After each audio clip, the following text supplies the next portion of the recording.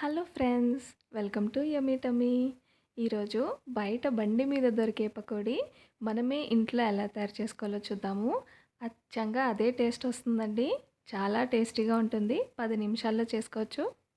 ముందుగా ఒక cup medium size ఉల్లిపాయ ముక్కలు ఈ విధంగా కట్ చేసుకుని యాడ్ చేసుకోవాలి.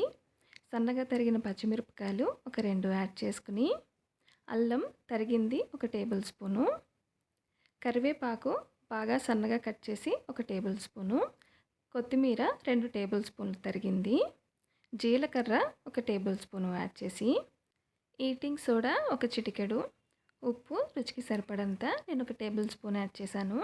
ఇప్పుడు దీన్ని అంతటినీ కూడా కాస్త ఒత్తి ఈ విధంగా నలుపుకోవాలండి. ఇప్పుడు ఇందులో ఒక కప్పు శనగపిండి యాడ్ చేయాలి. కొద్దిగా మంచినీళ్ళు యాడ్ చేసుకుంటూ దీన్ని మీడియం కన్సిస్టెన్సీ వచ్చేలాగా కలుపుకోవాలండి.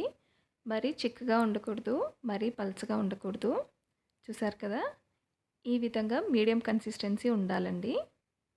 ఇప్పుడు మనం కడాయిలో నూనె కాగిన తర్వాత చిన్నగా ఈ బ్యాటర్ని ఈ విధంగా యాడ్ చేసుకోవాలండి. చిన్న సైజులో వచ్చేలాగా యాడ్ చేసుకోవాలి. దీన్ని మీడియం ఫ్లేమ్లో పెట్టుకుని కుక్ చేసుకోవాలండి. చాలా రుచిగా ఉంటాయండి. మీకు ఎక్కువ టైం కూడా పట్టదు. 10 నిమిషాల్లో అయిపోతుంది. ఒక్కసారి మీరు ఇలా ట్రై చేసి చూడండి. ఇప్పుడు అన్ని వైపులా తిప్పుకుంటూ లైట్ బ్రౌన్ కలర్ వచ్చేంత వరకు కుక్ చేసుకోవాలండి. బయట కొనే పని లేకుండా 10 నిమిషాల్లో ఇంట్లోనే తయారు చేసేసుకోవచ్చు. చాలా టేస్టీగా ఉంటాయి.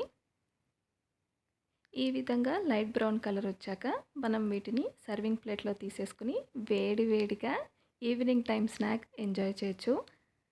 మీరు కూడా ట్రై చేసి మీకు ఎలా కుదిరిందో తప్పనిసరిగా కమెంట్ బాక్స్లో కమెంట్ చేసి చెప్పండి. వీడియో నచ్చినట్టయితే లైక్ చేసి షేర్ చేయండి. మరిన్ని రెసిపీస్ కోసం యమ్మీ టమ్మీ ఛానల్ని సబ్స్క్రైబ్ చేసుకోండి.